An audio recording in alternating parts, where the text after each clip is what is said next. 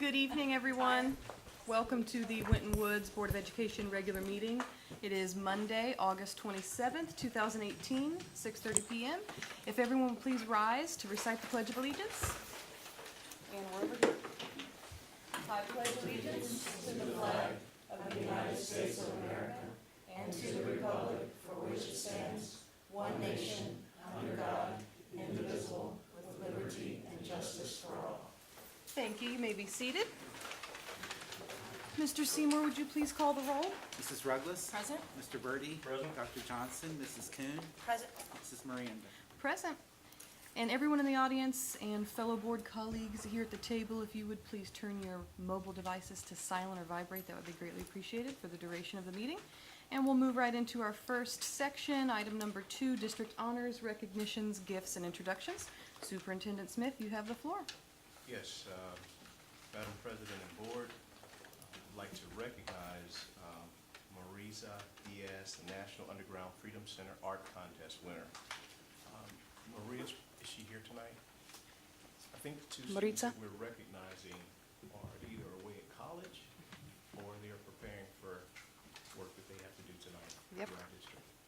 The other student is R.J. Engelman, and these were students that were runner-ups, $100 award recipient of the National Underground Freedom Center Art Contest. Okay. The next one is gifts. Winton City Schools Nutrition is a Mission bus. There were some fantastic contributions. Is there anyone here from Cummings Sales and Service? We still would like to recognize Mr. Kevin Siebert, $2,981 discount on the completion of the bus. Anyone here from TMI Electrical Solutions? Yes, Mr. Todd Fieldhouse? Nope, I'm Mark Gillespie. It's my wife, Carolyn. Yes, sir. Thank you.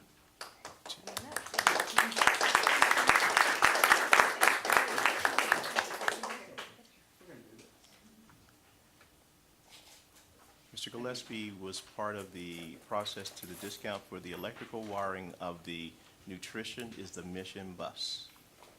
And anyone here from Vivid Wraps? That would be Mr. and Mrs. Nick Durante, $1,000 discount for the wrapping of the bus. Winton Woods Board of Education thanks Jim Hauer Masonry for its generous donation of $500 for the 2018-19 school supplies drive. Thank you, sir.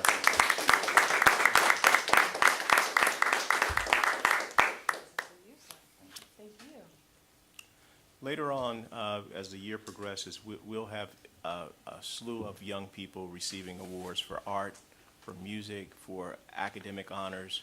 So stay tuned. This is one of our short programs where we're honoring some of the people who've made that Nutrition is the Mission bus come alive.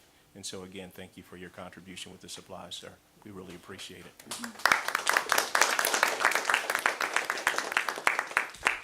With that, we will take a short 3-minute recess this evening. Public comments, we have a few this evening. So first up is Ms. September Sullivan.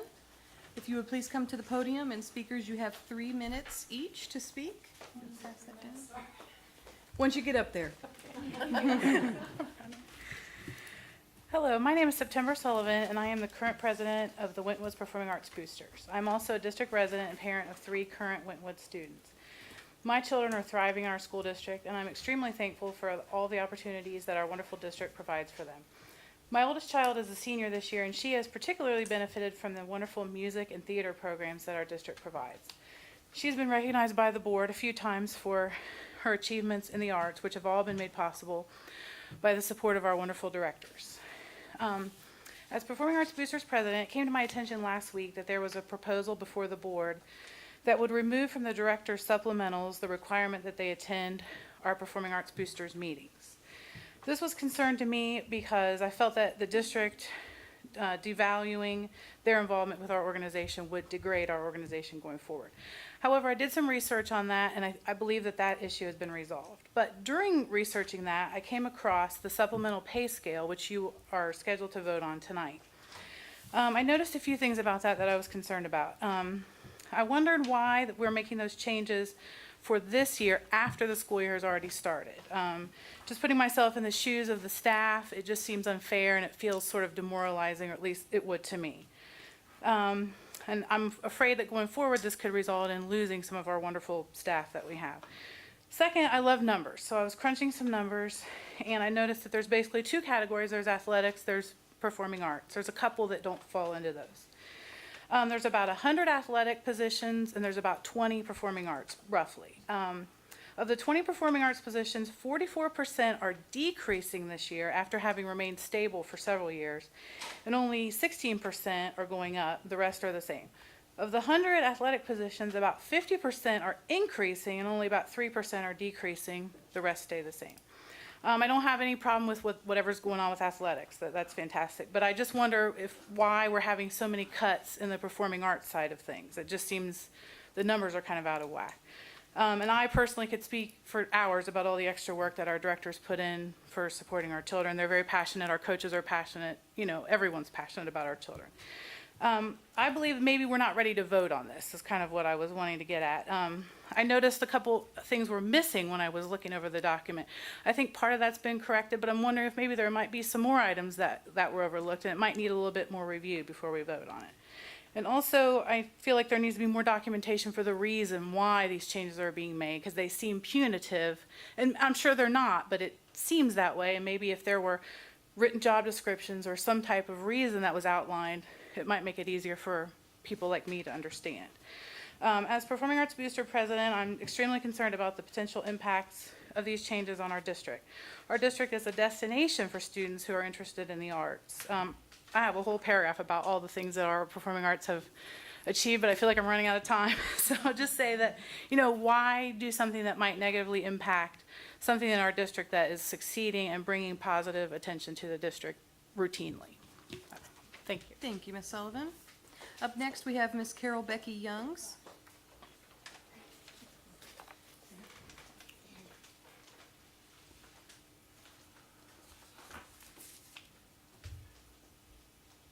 Doing this in 3 minutes is kind of scary. But anyway, the first thing I want to do is I want to address how the committee was formed and what we did over the summer, and then speak to some of the issues and maybe give some more information that Mrs. Sullivan brought up. The WWTA, whom I'm representing, ratified their contract.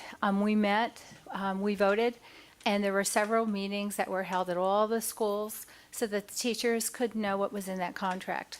Some teachers attended, some teachers didn't. But we moved forward after probably 2 weeks of meetings and having the WWTA available to those teachers, and we voted to ratify that contract.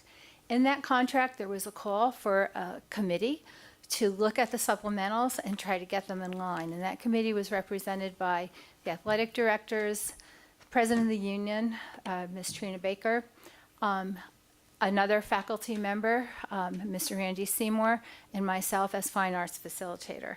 What our task was to get all of the supplementals in line. So we did it by looking at hours. That's where we started.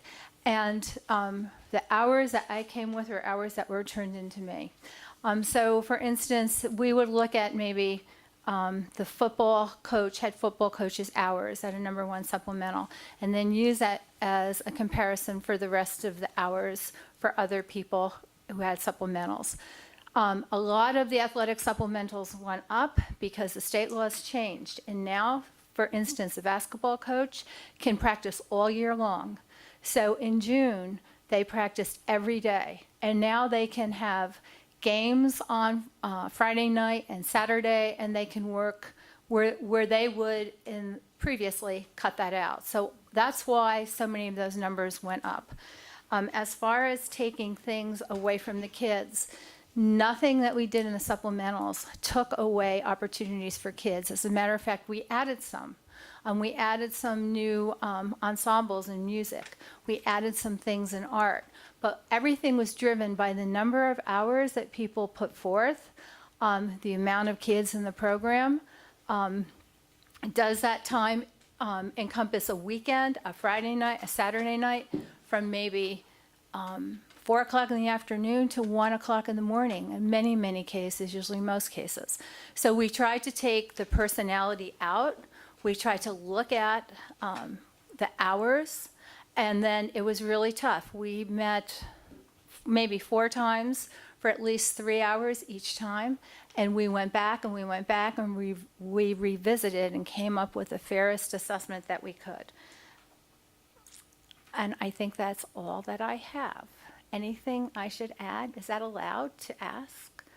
You Did have I miss about anything? 30 seconds left. Okay. Okay, I'm getting a thumbs up, so I think I covered everything. Thank you. Thank you. All right, next up we have Mr. Dave Printesito.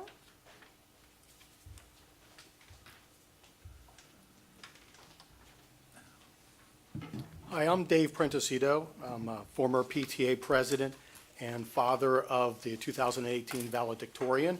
I'm here as a continuation of last month's topic about getting the honors diplomas on the high school transcripts. The Board of Education said last month that they would check into it. After the meeting, they actually mentioned to my wife that they would contact us, and we haven't heard anything back. So I'm here again to continue on this issue. As far as I'm concerned, in regards to just this issue, I would put the administration into one of 3 categories. When we brought this up to them, either number 1, they're being lazy, but that would be hard to believe. It's hard to believe they would be lazy enough not to put the information on the transcripts. So maybe they're in category number 2. Maybe the administration is incompetent and this is just too hard for them. But that would be hard to believe too, because my wife pointed out to me at one point in time, she mentioned to them that there was information for College Credit Plus students that should be in the transcripts that wasn't there, and a few days later, boom, there it was. So the administration has already proven they can change these transcripts, and they can change them in a timely fashion. So it doesn't make any sense. So maybe they're in category number 3. Maybe this is just simply a power play, a case of saying, we don't have to do it, and you can't make us. But that wouldn't make any sense either.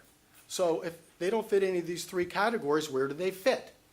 Well, I failed to mention there really is a 4th category. That category is what I would call due diligence. And did they do that in this case? Well, to know that, you have to go back to the very beginning of this. Back in the May timeframe, when we received the transcripts, and my wife noticed that the honors diplomas were not on the transcript. The honors diplomas such as the State of Ohio honors diploma. It wasn't there, so she approached the administration. She called them up and said, you know, it'd be useful for this information to be on the transcripts. It would help these kids because this is the only official document that schools and scholarship committees look at. It would be useful information for them to get into these schools and to get scholarships. And if you're not aware, it seems pretty obvious that this is not the wealthiest of school districts. So their response to her was, can't do it, won't do it, which made no sense to us. So my wife is very persistent, and she called up the Department of Education for the state of Ohio, and they told her that the information should absolutely be on there. There's no reason for it not to You got be on about there, and they highly 25 recommend it. seconds, Mr. Printesito. So she came through with this information, went back to the administration, and they told her once again, can't do it, won't do it. So when she called the Department of Education again a second time, they told her that they were flabbergasted. They were stunned that this is unprecedented, that a school has never refused to put that information on the transcript. So my wife went back to them again. And Mr. Smith was involved with a lot of these emails, so he was in on this. We were supposed to have a meeting on May 31st, which never happened. We were blown off on it. Before last month's meeting, my wife even made one last-ditch effort to go to Dr. Holden to see if they would put that information on there, and she gave the same ridiculous response. Can't do it, won't do it. So that's why we went to the Board of Education, because the Department of Education told us to do that. They said if you don't hear what's reasonable from the high school, go to the superintendent. If you don't there, go to the Board of Education. Keep going until Thank you you, get a Mr. response that Printesito. you understand, because there's no reason for it not to be on there. Thank you, sir. All right, next up we have Miss Nancy Mills.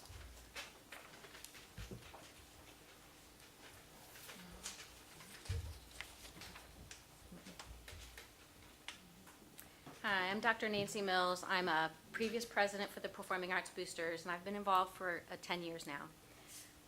Two of my children are Winton Woods graduates, and a third is a senior this year. All have been heavily involved with the music program. I have a little bit different approach to this. I've heard some of the details. I hear some of the number crunching. And I have a step back more view of it, and I wanted to come to the board and share some thoughts. We can all agree that the music program is a source of pride. Due to time limits, I can only focus on a little bit, so I'm going to choose varsity ensemble as my focus. Although all of the directors do excellent work, and they all work very hard. Like I said, I've been here 10 years, so I started when Dave Bell and Ben Spalding were here. And I've worked with them throughout time to where we are today. Dave built VE to be one of the best choirs, not only locally, but in our country and internationally. My firstborn was able to perform in some really cool places because of VE's history of excellence and their strong reputation. They were in high demand. When Dave retired, the invitations naturally did dwindle as people waited to see the level of excellence would continue. Excuse me. Fast forward to 2018, and we know that the excellence remains. This year, VE will once again be performing with the Pops and have some other cool opportunities awaiting them. Joe and Beth have worked tirelessly to maintain the level of excellence. A sports team is considered a dynasty if they win a state championship or two in their history. Varsity Ensemble has essentially won state every year for more than 40 years in a row, receiving top ratings at the most competitive level. It is truly a dynasty. If teacher salaries were based on merit and not years, these directors would be among the top salaries in the district. There are about 300 kids in the music program just in the high school. That's a lot of students. When you look at the top 100 academic students, you'll find that most of those kids are in the music program. Studies show that children who participate in either private or group music lessons can increase their IQ an average of 7.5 points in 6 years. Kids who learn how to read music become better readers, and participating in a music program has been proven to increase, auditory memory. So they become better auditory listeners. These are the kids Winton Woods wants to retain. Winton Woods is bleeding good students in the lower buildings, largely due to vouchers. My fourth is among them. There were behavior issues in class year after year, and the disruptions were so great that her state test scores were suffering. She wanted to return to Winton Woods for high school so that, like her siblings, she could be in varsity ensemble. A music program like ours is a big draw for good students. We need those students to be retained within the district, and we want the ones that have left to return. Good students are the lifeblood of the school. When I heard all of this happening, I had to think, with 4 kids, understand most of my life in the last 20 years has been childhood focused. It reminded me of Madagascar. And Marty the zebra was looking for something beyond what he had. And Alex the lion said, "Don't bite the hand that feeds you, Marty." Next thing you know, they wake up on a deserted island and all Alex could say was, "You bit the hand." I have concerns that if we rock the boat with the music department and our excellent music program suffers, we may find ourselves with a sinking program saying to ourselves, "We bit the hand." These directors have a winning program. It makes no sense to try to fix that which is not broken. We should instead do all we can to increase our support for them. Thank you, Ms. Mills.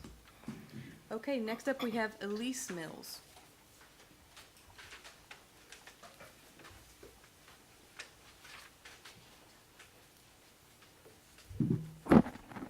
Hi, my name is Elise Mills. I am a proud Winton Woods 2013 graduate and a 2017 Ohio University graduate.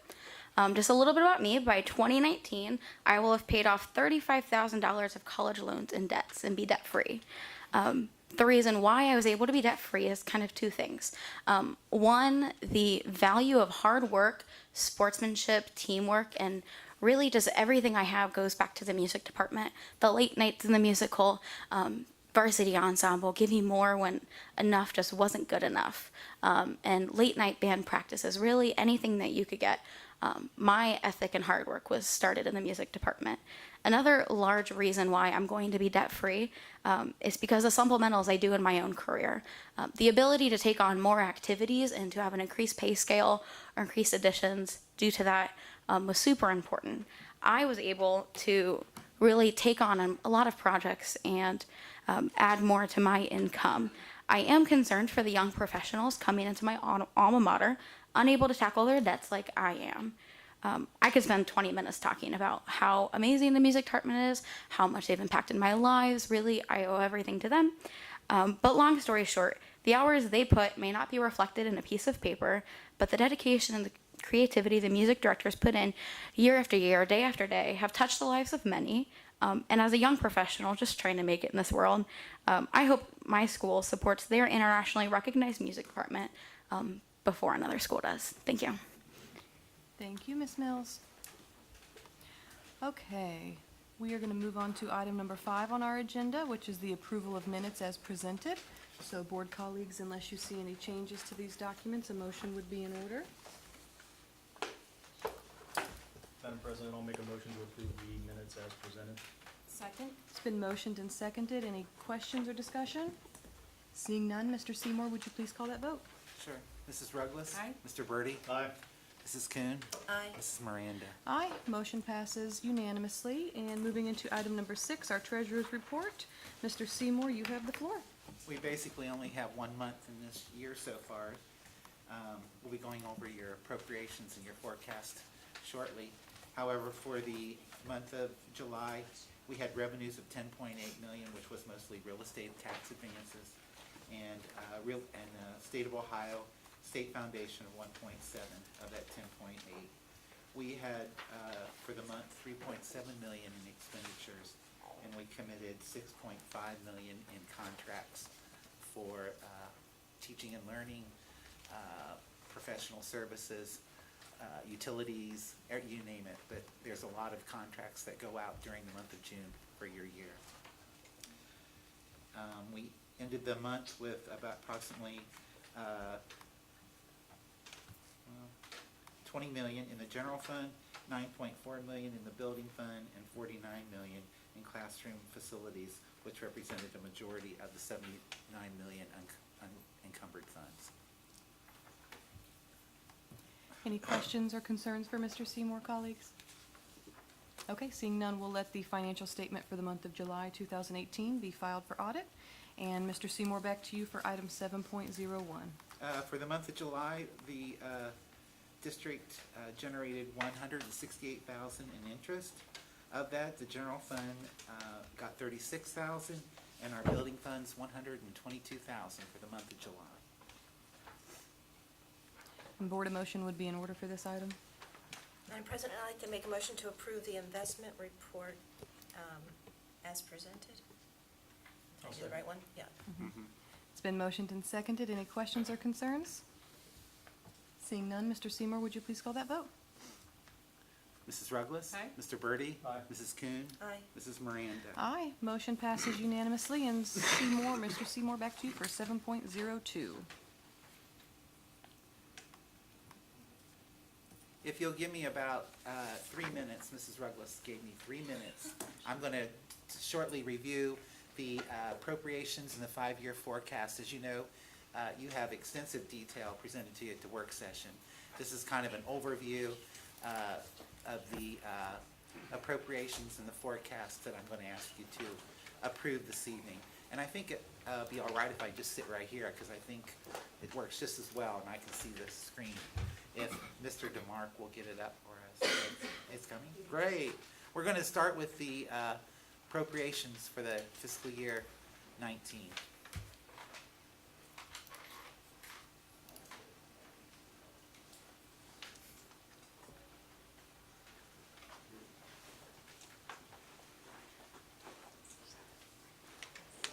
I think.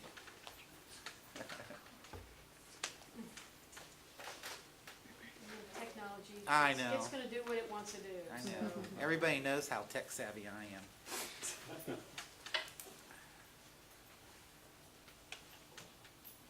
is.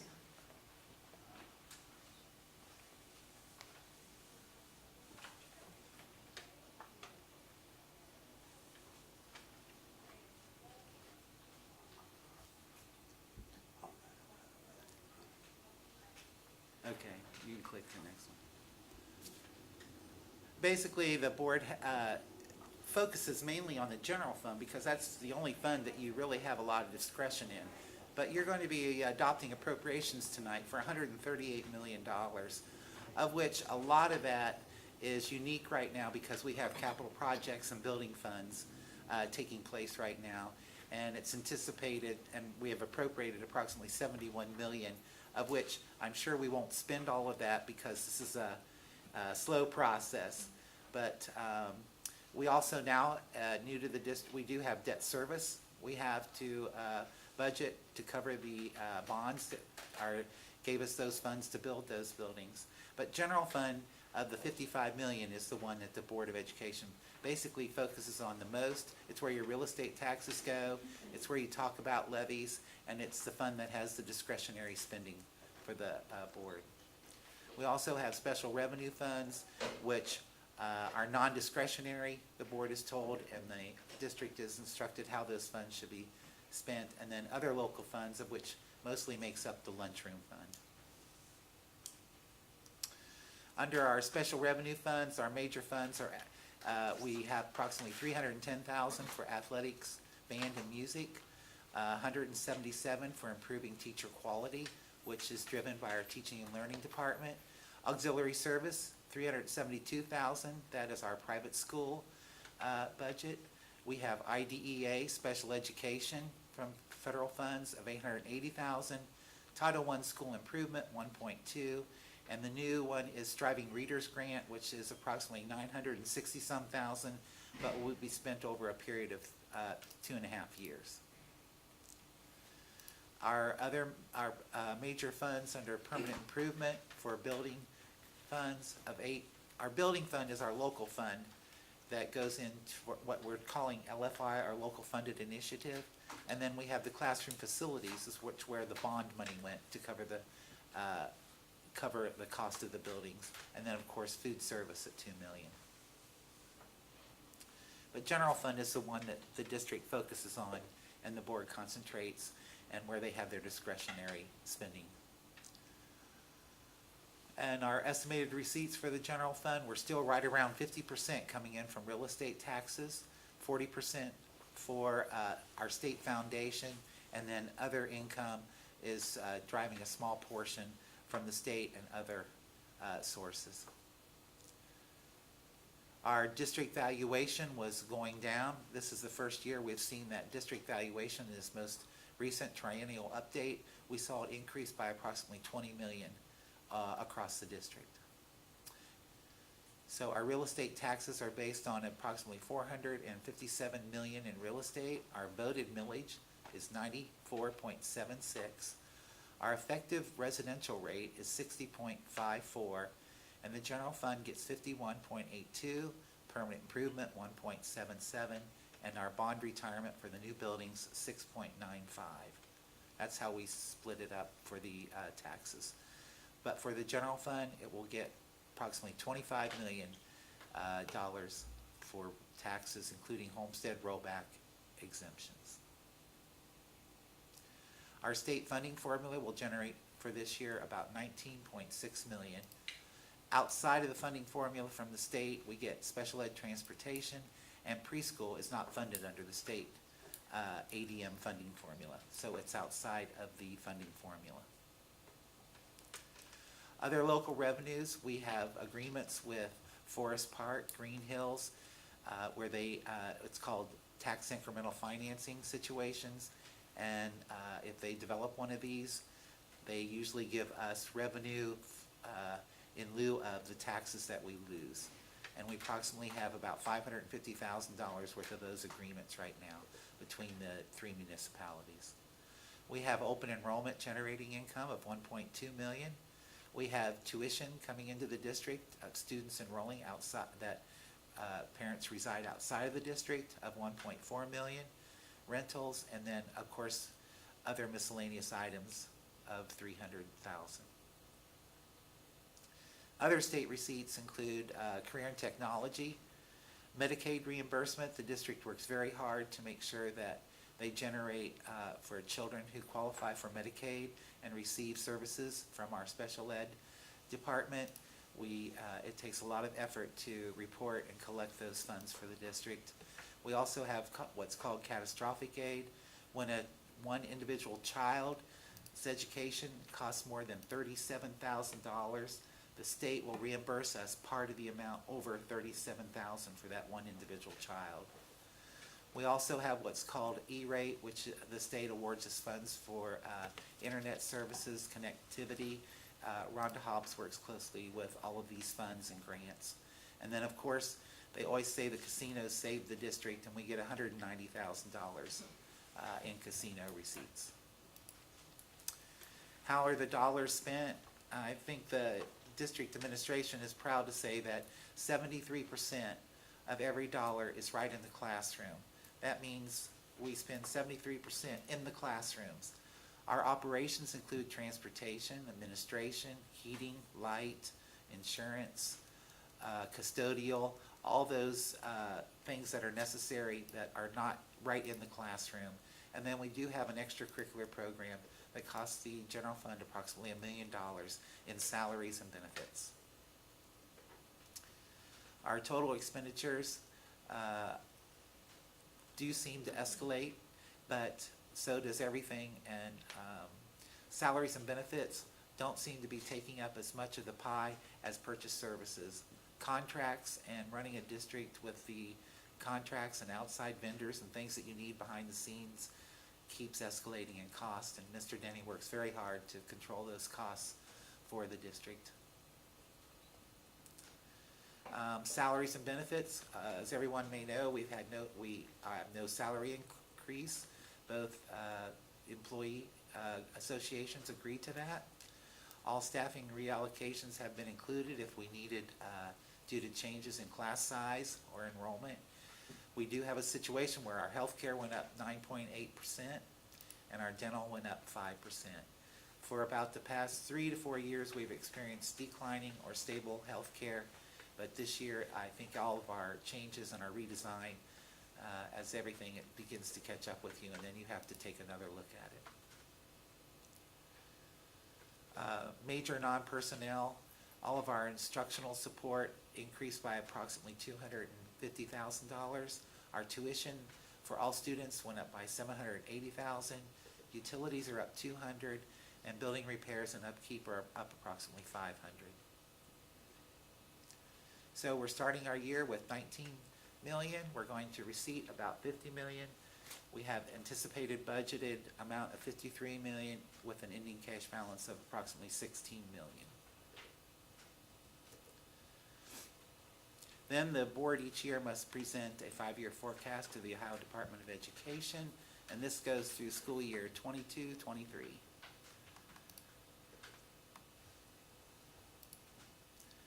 Most of the revenues have been held constant throughout the 5 years, with the exception of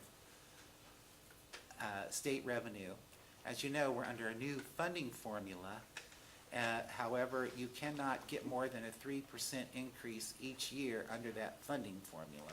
We're going to assume that the current funding formula will continue, and each year we clear in year 2023, the district will not quite reach their current funding with the current ADM.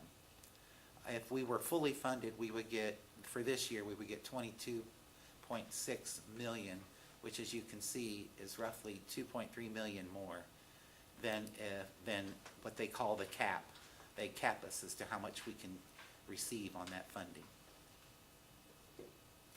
Also, in your 5-year forecast, we have a issue on the ballot in November, a substitute levy, which will hold those dollars constant and will not generate an increase to the district's taxpayers. So the substitute levy has been included in your forecast. All of our negotiated agreements are in place. We have no salary increases projected beyond what we awarded for our teachers and our staff last year. However, our steps have been included throughout the forecast. Healthcare in 10% increase for 19 and a 5% increase for the projected years. Dental at a 5% for all years. And of course, we're making an assumption in 1920 that we're going to have a budget savings or reductions of $1.8 million. We did that assumption last year, and we exceeded our expectations. So, And of course, there are the numbers for the 5-year forecast rounded off. I'm not going to go through them all, but as you can see, the board will have to begin to anticipate down the road, even with containing costs, and substitute levy generates no additional revenue. We're just trying to show that somewhere down the road, the board will have to get some additional revenue. They will have gone in year 2023 over 14 years without any increase in taxes for operations. And of course, you can see by this, operating cash balance is what drives that need for additional revenue. And you can see that we start using up our cash balance to fund our district from year to year because revenues are not covering those expenditures. And as you can see from the graph, you have your total funds, your revenues plus your available beginning cash balance. And when the green line intersects the red line, the board needs to prepare for additional revenues. And you're looking at 22, 23, and that's given the current assumptions that I've made in the forecast with state funding and all other. But we don't want people to think that we're not getting any new revenue from the substitute levy and we're just asking them to replace it. That doesn't mean we can go another 10 years or 20 years without any increase. I just don't think that any district has done that. And then with that, if you have any questions, that's a summary of the appropriations and 5-year forecasts that you're going to be asked to approve. Not quite as pretty as teaching and learning slides will be, but remember, this is numbers. With that, colleagues, the motion would be in order beginning with item 7.02. I'd like to make a motion to approve the permanent appropriations for fiscal year 2019 as presented. I'll second. It's been motioned and seconded. Any questions or concerns for Mr. Seymour? Seeing none, Mr. Seymour, would you please call that vote? Sure. Mrs. Ruggles? Aye. Mr. Birdie? Aye. Mrs. Kuhn? Aye. Mrs. Miranda? Aye. Motion passes unanimously, and now we'll move on to 7.03. I'd like to make a motion to approve the 5-year forecast for the fiscal year 2019 through 2023 as presented. Second? It's been motioned and seconded. Any questions or concerns for Mr. Seymour? Seeing none, Mr. Seymour, would you please call that vote? Sure. Mrs. Ruggles? Aye. Mr. Birdie? Aye. Mrs. Kuhn? Aye. Mrs. Miranda? Aye. Thank Motion you. passes unanimously, and thank you for that presentation, Mr. Seymour. And Superintendent Smith, we move over to item 8, starting with school reports. Yes, Madam President and Board, most of the upcoming school events are relatively the same.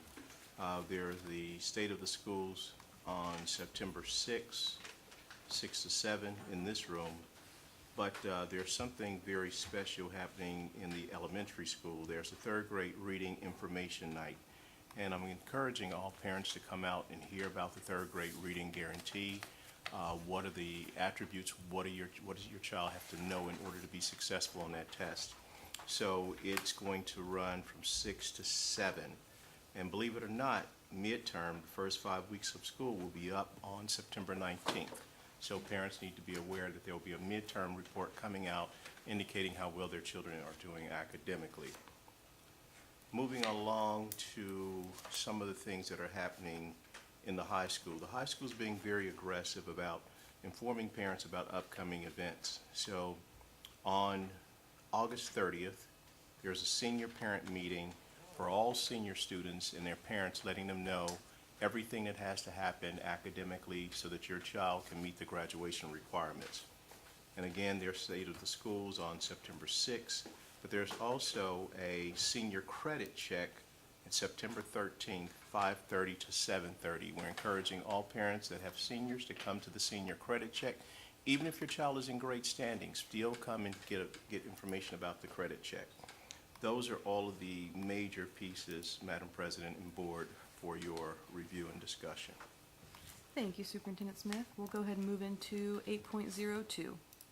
8.02, summer school report will be presented by the Director of the Summer School Program, Dr. Ragland.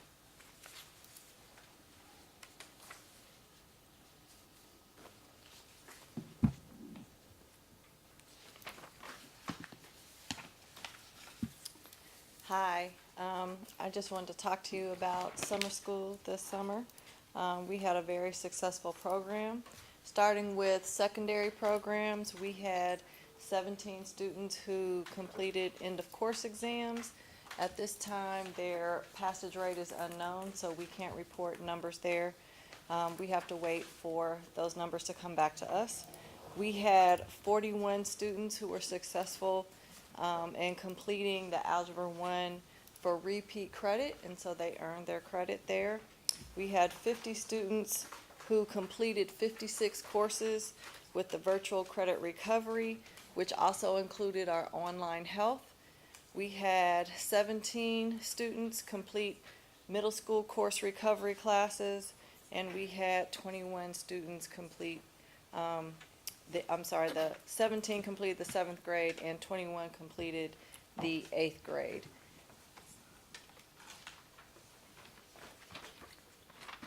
So for our elementary intervention program, when it came to MAP testing, we had 42 students who tested. Of those 42, 14 did pass the MAP test and got the required score. We had one less than that on the Ohio State Assessment in Reading. 41 students took the test, and of those, 19 passed the test. Those two scores are asterisked because 2 students did manage to pass both tests. We originally started out with 68 students, and of those 68, actually 22 had already passed the test, but because of when test scores are released, they were in summer school at the time and found out their spring scores later on in the summer. And of the 42 who took the 3rd grade reading tests or were required to take it, none of them were exempt from that. Dr. Ragland, can you speak a little bit about exempt? So students who are exempt, meaning that they have a disability, they have an IEP, and they've been evaluated, and they have some special concern that says that they cannot or should not be held accountable for the repercussions of not passing the test. Very good, thank you. So we also had our ESL Enrichment. And so with ESL, we're striving to assist our students who need the most help to try to help them to be successful during the school year and get them caught up a little bit with some ESL enrichment. And so they work on their language proficiency, reading, writing, and speaking. And so these are the grade levels that we worked with. We had grades 8 and 9 specifically because we had some newcomers who had not been in our school system long prior to the start of summer. And so we were trying to give them a head start because they would be entering high school and or starting their sophomore year. And so then finally we'll finish with some recommendations. We still want to have a communication blitz starting early as possible, possibly April. We want to try to extend our testing window by at least an additional half an hour. Right now our instructional time is from 8:30 to 11:30. And so by extending it one more half an hour, that could give us more time. We have students who do need more time because their IEPs or 504s dictate that. We did partner with Envision Children. This was our first year in doing that, and we want to continue that practice moving forward because Envision Children run their program in the same building. And so I found that at least especially with 3rd grade, we had students who did not attend, and largely it was due to childcare. I think that provides an opportunity for parents to send their children to our program and then shift to Envision in the afternoon. And so number 4, we have several things that we did last year for the first time, and we continued them this year as our second time, from continuing shared leadership responsibilities. They were split between elementary, middle, and high school, utilizing our contracted services through Talbert House, having a school nurse on duty, security officer on duty, the full service summer meal program. we definitely want to continue all of those things. Those services and people helped us to run summer school and make it a smooth operation. We also tried something different this year in adapting or creating a summer school website. The summer school website, we want to adapt that practice, but we want to accommodate staff and parent and student needs by building. So this year we had a common website. I think next year we may move to individual websites since summer school is decentralized. And then we also have technology recommendations. So making sure that our students have access to tech programs on day one. That wasn't a reflection of us. It was just a reflection of, we went with a test pack for grades 7 and 8. They were new programs. And so on Edmonton's end, there were some glitches in getting it up and running and working within our buildings. And then making sure that we have an earlier start with our test preparation. So on third grade reading guarantee day, we need things like SSID numbers and making sure we have those in a timely fashion so that we can get started as soon as possible with testing.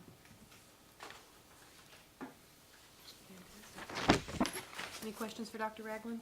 I have a question.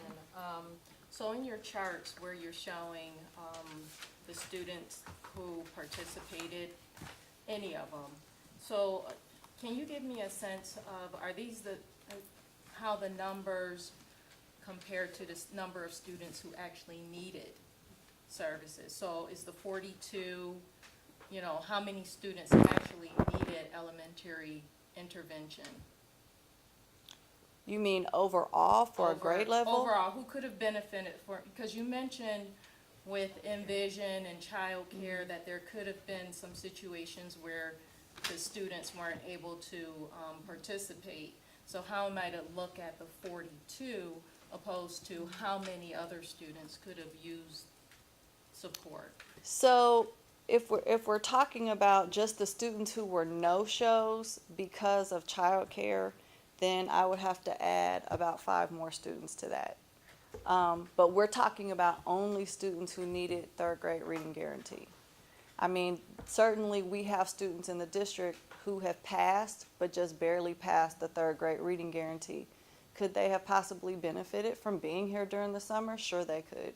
And there's much more that could possibly benefit from that. I mean, there's also the possibility of looking at second grade. Do we have second graders who need that option as well? I mean, so I can't give you a definite number on that, but I mean, it just depends on how you look at it. We ran some samples with some second grade students that showed some deficiencies in reading, and we gave them the opportunity. They didn't have to go to summer school. We gave them the opportunity to attend summer school to see if it would help them in the fall. So we don't have the results yet, but we're hoping that giving those kids some early interventions made a big difference.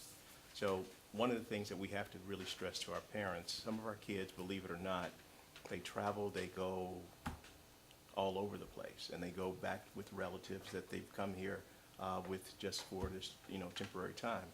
We can't make them stay, but we try to enforce to the parents that it's going to be very, very important for your child to attend summer sessions so that they can be prepared for the next school year. So it's a hardship for parents, and it's a hardship for students because they come back and they say, what grade am I in? And we're like, you needed to attend summer school for this third grade reading guarantee. And it's very difficult to see students with that anguish on their face, like, I couldn't get here. So Yeah. we're going to try to figure out some other things. I think with the Envisions program that Dr. Ragland mentioned, we're going to try to do some interventions during the instructional year so that the hardship doesn't take place at the end of the year where kids have to go where their families say they go in the summer. Yeah, and to be clear, it's just really to get a sense, an overall sense of not that, just to see how many students are taking advantage of it. And I'm sure there's tons of resources, because I've worked with Envision in the past, and I know they send out constant information, but still have difficulty getting a response. That's So correct. it's really just They do. finding that sweet spot to really figure out how do you really get parents to understand the importance of being involved. Not to take away from any of the work that's being done, but I know that it's an issue in higher ed when students need tutoring. You can provide all the resources there, but how do you just get them to take advantage of it? And I think that, listening to one of the ES's events that Mr. Smith read, they're having a parent night about third grade, starting early That's good. this year. And so hoping that message will continue. And I know that with Envision, inviting them to attend events where we have parents. So last year, we had a family reading night at the ES. We invited Envision, and so they had access to parents to be able to tell them about their programs and be able to sign up their students. We had a face-to-face sign-up at the enrollment center as a last call kind of blitz for summer school. We had Jeff Jordan of Envision Children there so that he could talk to parents personally about the summer program and sign some students up then too. But I think overall, from last summer to this summer, we've had less students. I think last summer we had close to 92 students who needed third grade reading in the summer program. This year we only needed 68. So there was a reduction from last year to this year, which I think is a good thing. But I think the other part that the teaching and learning department have all realized, the early intervention. And I believe that we're going to have some payoffs, some dividends based on having our kids attend our preschool. So that's the other part that we're watching very carefully. Would there be other options with online capabilities, since if the students can't come in, we can bring the school perhaps to them during the summer with supplemental or different opportunities? For third grade? I don't know, in general, whoever may have an interest, I'm not sure how it would look, but it would think that it would be a natural extension perhaps. If we have students that can't come to us, just like we took the nutrition bus out, just a way to get out and touch those lives that they can't get here. It might not be the third grade per se, Right. but maybe there's programs for the younger ones that would be an intervention. Yeah, the third grade, Ms. Coon, is a little more difficult because they need some direct instruction. Right. And sitting there at the computer trying to manipulate it, that's one thing. But I think one of the things that I'd really like to say about the Dr. Holden and her team, they're willing to exhaust any effort to make it work for children. So that's one of the things we appreciate very much.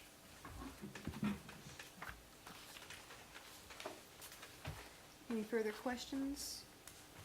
All right, Superintendent Smith, we'll move into 8.03. Moving up with Dr. Ragland. Unfortunately, Ms. Spray had a family emergency. She can't be here tonight, so Dr. Holden's going to step in her place. Good evening, Board. Good evening. Okay, so this presentation is about our IDEA funds. So if you remember, this presentation's given generally at this time every year, so it might sound familiar. So first, I just want to review some things about special ed. About 1 in every 5 people have a learning disability. So it's a pretty significant percentage of the population. And a million children ages 6 to 21 have some form of learning disability and receive school services. So here at Winton Woods, we have about 15%. So our 18-19 numbers are roughly 15% of our students qualify for special education services. So IDEA is the Individuals with Disabilities Education Act, and it is federal special education law. If you just want to remember it, that's that way. That makes it pretty easy. And it requires all schools provide special education services to eligible students, and these services are all spelled out in detail on a student's IEP or individualized education plan. So each year, excuse me, in Ohio, districts receive a special education report card that is completely separate from our report card. And you can get one of 4 ratings. You can get meets requirements, needs assistance, needs intervention, or needs substantial intervention. So I don't have that yet, and I don't know when ODE will release that. September-ish. So I looked right before I came. But what I do have, so we get two documents. We get our special education profile and our special education rating. And it really has changed this year. So I thought, in lieu of an actual rating, I'll go over with you kind of the new changes so that you can see maybe what this is going to look like. So it's framed around 4 questions. So the first one is, are young children with disabilities entering kindergarten ready to learn? Excuse me, and you can see in 16-17, there was a large number of these indicators for this question that they just were not rated yet. So this is the first year, and you can see that we have some of them that we have not met. I'm not quite so alarmed yet because it's hard to go from a not rated system to a rated system. So this will give us some evidence about exactly what they're looking for when they rate this. And you can see that we did, for whatever reason, on the behaviors, the skills part, we went from not rated to met. And so think about skills and growth as we talk a lot about growth and achievement, right? So think about it that way in terms of preschool. So that is question 1. Question 2 is, are children with disabilities achieving at high levels? And then here are all of the indicators relating to that. So you see 3B, there are 2 3Bs, reading and math. And then if you notice the italics, those are new for this year. And so the key word there is regular. So what the state is moving to is there's this belief that special education students need to go through the same education that non-special education students go through. So you'll see this notion later on in the report card. And so when you see regular state assessments, that means not an alternate assessment, if that makes sense. Some of our students with the most significant disabilities take an alternate assessment. So as you can see there, on some of the indicators, we stayed static, and on others we dropped a little bit, and on one we did not meet it last year and met it this year. The third question is, are youth with disabilities prepared for life, work, and post-secondary education? So you see there's another italicized piece. So graduation by standard requirements. That means how many of our students with disabilities graduate in the exact same manner as our students without disabilities? Just find that interesting. I'll let you think about that. And again, post-school outcomes, that's not rated because I'm not sure that they know how they're going to figure out and track post-school outcomes. And then finally, the fourth question is, does the district implement IDEA to improve services and results for children with disabilities? So in this case, we just went down in one, and that's child find. And again, we get no data yet to indicate why and what that means. So Ms. Bray could probably elaborate a little more than me. But I wanted you to see kind of the change from last year to this year because it is completely different. And that's our profile, not our rating yet. So this is a history of our IDEA initial allocations really since fiscal year 08. And you can see that we've been having increases, and we had about an $80,000 decrease from FY18 to FY19. So specifically, the numbers, we got about 964 million last year, and this year initial allocation is at 884. So last year, I'm going to show you these numbers two-way, by function and by object. So you can see the large portion of funds is spent on the classroom, specifically teachers and instructional assistants. If you're wondering what the governance is, that is a secretary in the Student Services Department, part of that. And then indirect cost, that's something that we don't control. It pops up for us, that we have to set aside that indirect cost. And then non-public as well. I don't control that. It's all based on numbers. FY18 by object, kind of the same information, just in a different format. So salaries, retirement, purchase services, and other. FY19, you're going to see really the same type of chart. The numbers are smaller because just because of the allocation. So you see the percentages are smaller. And that's budget by function and then budget by object. Questions?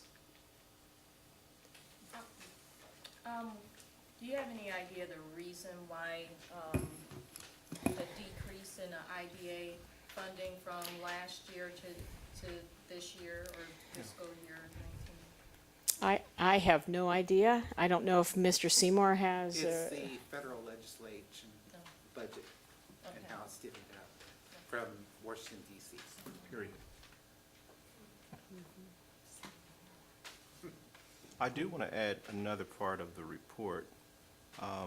Ms. Stiles just received this on Friday, and it mentions we finally got our report back from our annual desk review for Step Up to Quality. I think everybody's seeing the information about our 5-star rating. So they gave us our information to determine what our rating would be, and we have met all of the qualifications. Learning and development, we met. Staff qualifications and professional development, we met. Administrative and leadership practices, family and community partnerships, and additional ratio to accreditation points. One of the things that Ms. Stiles can tell you, and it goes along with Dr. Holden's report, the more we have regular students interact with our preschool students with disabilities, the better they do, the better they perform. So one of the things that we want to make sure that the board and the public understand is we have been very, very diligent to make sure that our preschool students with disabilities are put in front of the regular ed curriculum so that they can function appropriately, because at the end of the day, if we give them watered down curriculum, they won't be able to grow. Any further questions? All right, thank you, Dr. Holden. Thank you. Keep your seat, Dr. Holden. That's right. As we move into 8.04. So we heard some conversations in the community that we're no longer part of NewTek, and the information that was circulating is not accurate. We're still part of the NewTek network, and we're still moving diligent through project-based learning. And so I wanted Dr. Holden to give you a NewTek update. Thank you. And Board, I do want to say that I will give these presentations for Mr. Seymour to upload. So I just want to revisit some statistics and characteristics about the NewTek network, because I feel like we haven't talked in detail about that for a while. So I just want to circle back and talk about them. I have maybe my first 3 or 4 slides are coming from the NewTek 2017 Impact Report. So generally every year they put a report about their progress and the statistics of students in NewTek schools across the country. So NewTek high school students, and this is high school in particular, attain a 92% graduation rate, which is higher than the national average. They persist in college at a rate of 82%, which is higher than, I think, the 78 and change percentage of other students. They grow 52% more in critical thinking skills, score higher on academic measures and employability skills, and outperform on college entrance and end of course exams. And I think those are important things to always remember, you know, when we start to think about why are we involved with NewTek. And I think these outcomes whether they're attached to New Tech or any other organization, we would think that these are some pretty quality outcomes that we want for our students. So here's what the whole network looks like.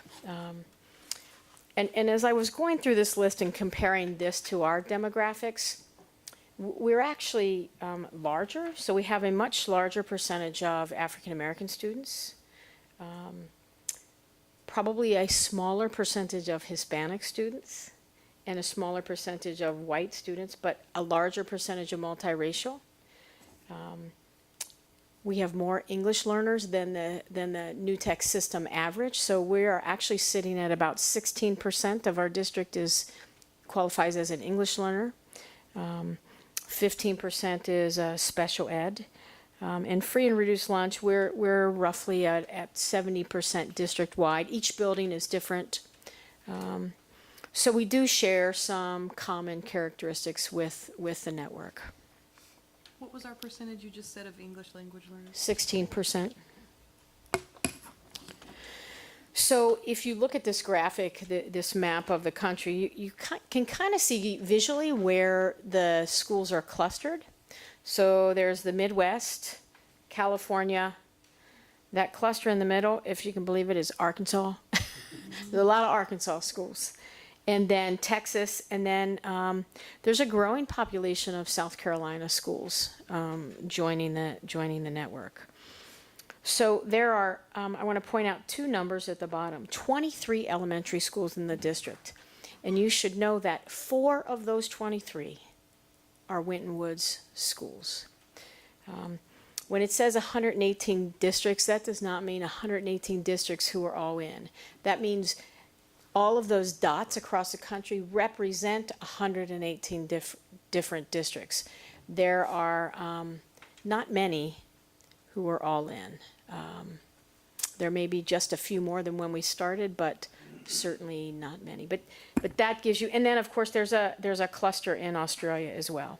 So you're speaking of district representation, not full district preschool or K to 12? Correct. So all of those dots represent 118, actually more than 118 districts.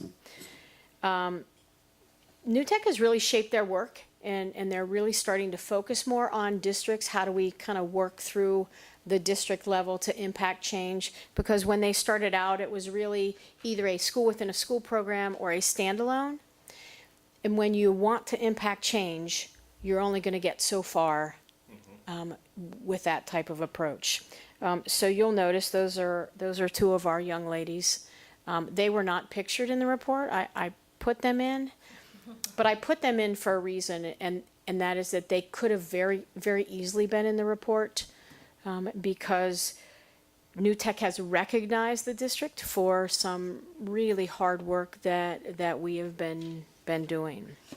So if you see on the next slide, Ms. Denny, please. These 10 steps to scale deeper learning. This is from the New Tech website.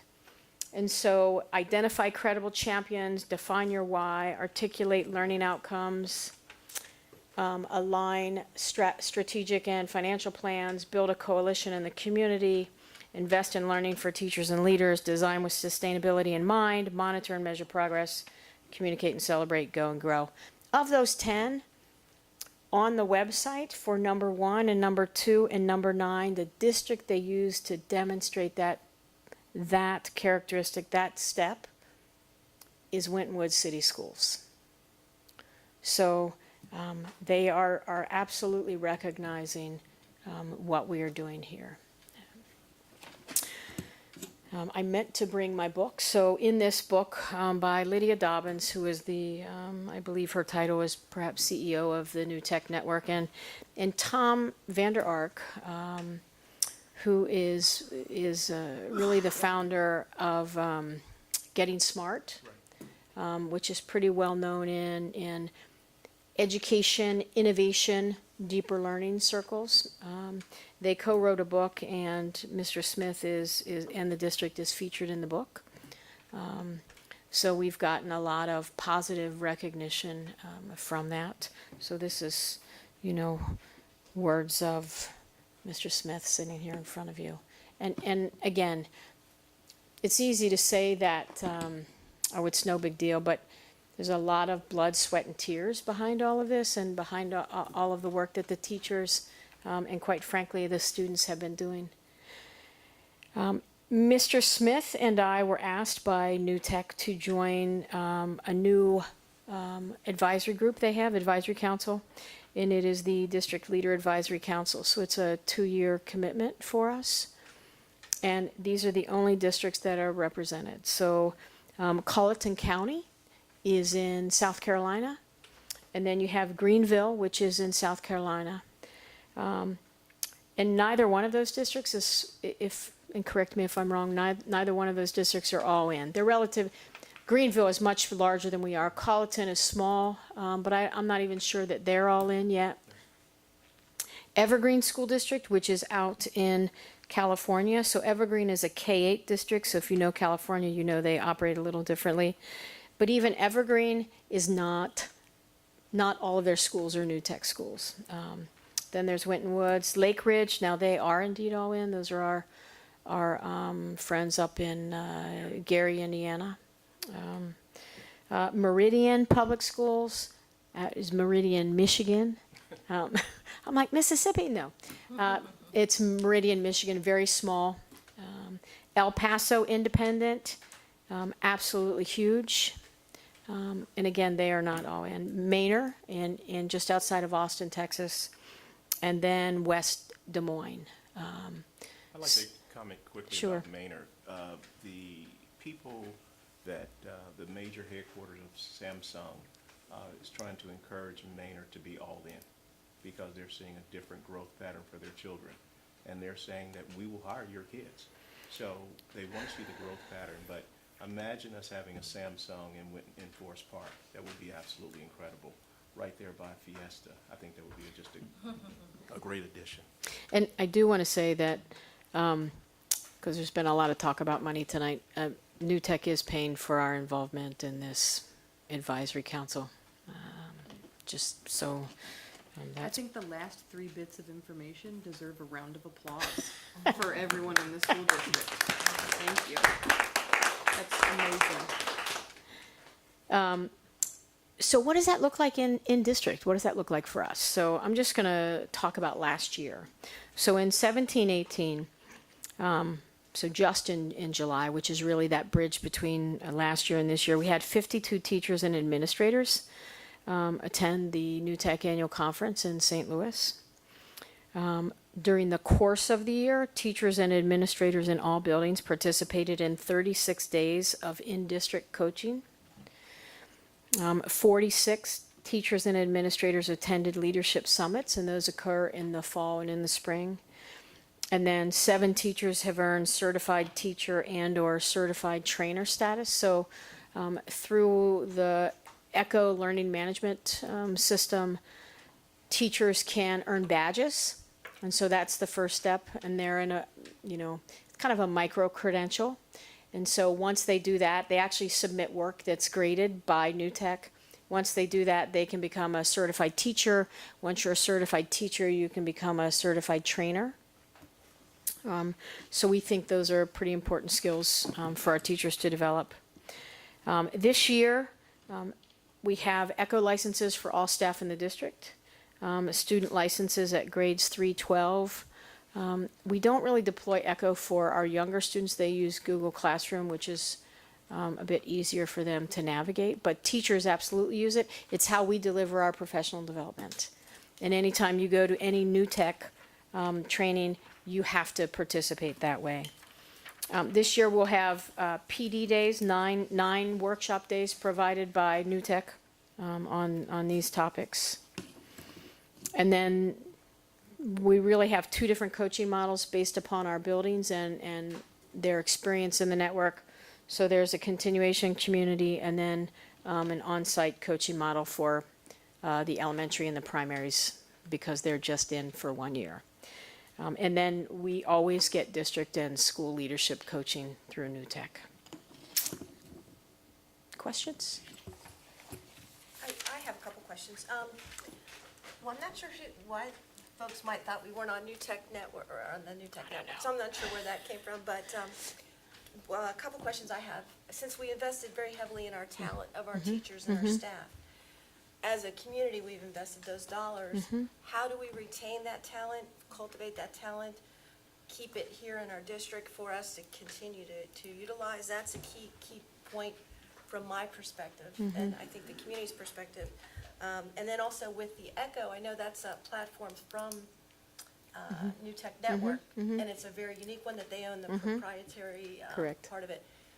How will that continue on, or is there an app, like a program that would replace that in the future as we may move forward? Well, because we're off grant, we now contract with New Tech like we would anyone else. So, for example, if we wanted Blackboard, which is another learning management system, or Canvas, we would have to pay X amount of dollars for that as well. So that's a cost that we know. It's just, cost of doing business in that regard. It's very unique compared to any other learning management system because it grades by school-wide learning outcomes, which puts a focus on those items that aren't graded in a traditional school. No, I think those are great tools. I'm just, the sustainability of it and the impact, how we can best progress that forward, and can we mimic any of those qualities and incorporate? I don't know that these are just my questions that come to mind. I think that's an excellent question. I'm not sure if the district, if the board remembers when Race to the Top was the gateway to celebrate and bring New Tech in. Well, once the Race to the Top funds were exhausted, people were like, okay, what's next? So I think what we've done is we've created a sustainable model by getting our teachers trained so that we don't have to go out to the network as much, where our teachers become the trainer, and it's become very, very successful, and it's also become very, very cost effective. The other thing that you mentioned, Ms. Kuhn, you mentioned something about keeping teachers. Well, I do applaud the board's effort by keeping us an open enrolled district, because when students move away through no fault of their own, they can still stay and be part of a unique experience. I think you heard Dr. Holden mention Lake Ridge, where that's the only comprehensive New Tech school, and that's in Gary. So we are the only one of two. So it does make our program very unique. One of the things that we wouldn't want to do is have our students learn all this prideful work on project-based learning, learn how to work together in collaboration in groups. They move away to another district, and then all those, it's for naught. So the open enrollment experience really does help. I think Mr. Seymour mentioned what was the total amount of money we brought in for open enrollment? $1.2 million. I do want to say, Ms. Kuhn, first of all, New Tech is I mean, they have to pay for their efforts. But I will say that I've been able to work with them and say, this is what I've got and this is what I want. And they have really publicly stated, we want to work with Winton Woods, and we are treating you as unique in the district, unique in the network. So they are really trying to meet our needs, and we're pushing them to rethink some things. But I do want to make that statement. And as far as keeping teachers who are highly trained, I've been trying to do two things. One is to expose teachers to what does it mean when you're part of the New Tech Network, and so they go to trainings which are not like other trainings, and I think they see that, and that's exciting for them. And I also think by doing that and by empowering teachers, you give them, you impact the culture, and so you want to stay. If you want to teach in a traditional school, in a traditional district, this really isn't it. So I think those two things in conjunction, and compensating them, the certified teacher and certified trainer, it is in the new approved negotiated agreement. As teachers earn this, Can I just add that this year's job fairs that I attended, we had a line out the door, I'm not kidding. And luckily I had other administrators with me, and I was like, what's everyone so excited about? And they're like, we heard about your project-based learning, and I want to come to Winton Woods because of you.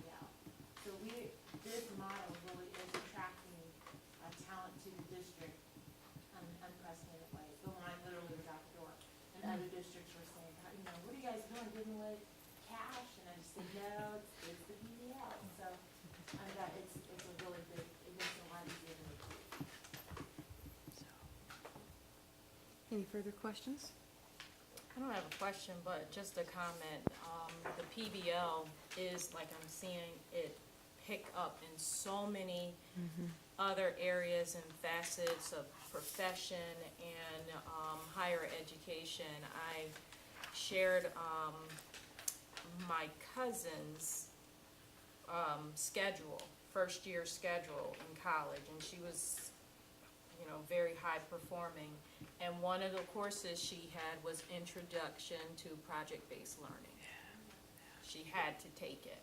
So I was like, wow, our students are so much further ahead having it, you know, having a district-wide process. So I'm seeing a lot more instances of this in the in employment and Right. careers where it's absolutely a godsend. And there was I tweeted this morning, just today, a Hechinger report on a positive impact. Research has shown a positive impact with PBL and students who low income, come from a low income background. So I thought that was pretty interesting. I just want to say too, I think part of the ways that we can keep our teachers, retain the talent that we've grown in them, is to honor what we see them doing in the classroom and try to promote it wherever we can. You know, we have teachers who here can pursue a passion, you know, and put two classes together and create a new class. And, you know, do something innovative. You know, they're encouraged to think outside of the box and how they can build and bridge culture in their buildings. And, you know, they don't get those opportunities. They don't get encouraged elsewhere in a traditional setting to be innovative like that. And so we allow them to do that, and we celebrate that, and we put them at the forefront of our district whenever we can. I think every district wants to have an increase in enrollment and a decrease in discipline, and project-based learning does help us do that. Fantastic. Anything else, colleagues? All right, well, let's move right into 8.05 with the enrollment data or enrollment update. Yes, Madam President and Board, I'm not sure if you guys are aware, but surrounding districts are having a decrease in enrollment, and ours has been pretty steady since the beginning, at least for the past 6 years. So unless Ms. Hobbs gives me a different number, we're currently at 3840. I think the last time we took the count was August 20th. So we'll give regular updates as we go through. And there are still students moving into our district on a regular basis, almost every single day. And we have to figure out how to make sure that there's room for them to take advantage of our educational resources. Any questions or comments on that, board colleagues? And that's up from last year, correct, Mr. Smith? We ended the school year at 38,803, I think. Yes. Ms. Hobbs? I was gonna say, spring is usually always a lower enrollment time. These numbers literally change daily. Yes. Fantastic. Well, it completes the report section, Superintendent Smith. So now we'll move into your recommendations, 9.01. 9.01.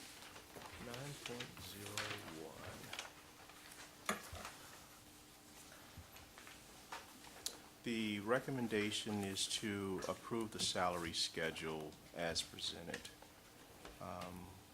The salary schedule is attached. I'll make a motion to approve the salary schedules as presented. I'll second. It's been motioned and seconded. Any questions or concerns? I have concerns and comments on this. Not that salary schedules should be reviewed from time to time, because they should be, but when they're done I think, let me start at the beginning. I appreciate the team and Mr. Smith coordinating a team to address some of the questions that I had, because I had parents come and ask me these questions. Because on face value, when you look at the way the salary schedule is set up, if you're not privileged to having any conversation or seeing what's going on behind the scenes, you would look at it from the perspective that was defined by a couple of the parents, that athletics goes up, music and fine arts goes down. What's the rationale? What's the benefit? Is it destroying and going to be degrading a very strong program? Our fine arts program is probably by far one of our top strengths. It continues to draw students, it continues to retain students, it continues to provide the community with a sense of pride and accomplishment. And most importantly, it provides a large number of our students opportunities that they wouldn't have anywhere else. And I like the fact that we have broad programs from sports to clubs and so forth. My concern was when I looked at this on face value, and I'm a board member that, and I think I speak for my other board members, we like to know what's going on. Not that we want to micromanage things, but we need to know what's going on so we can address in a coherent fashion, if somebody asks us a question, that we can answer in a very knowledgeable way. That's really, really important to this board and to the administrators too, so that we can help communicate a message to the public. I still, because this just happened very quickly, I feel, this is just my personal comments, I like to have things a little bit earlier so I can digest them and look at them and have them fully vetted so that I feel comfortable making a vote that I could approve. So in my viewpoint, I am still concerned that some reclassifications for specific music does tend to give the impression that they're devalued. And we talked about retaining talent and value of our professionals. That will communicate to them that their value is lessened if it's not presented in the right way. And that's my major concern. I do like that the program would not inhibit students' choices.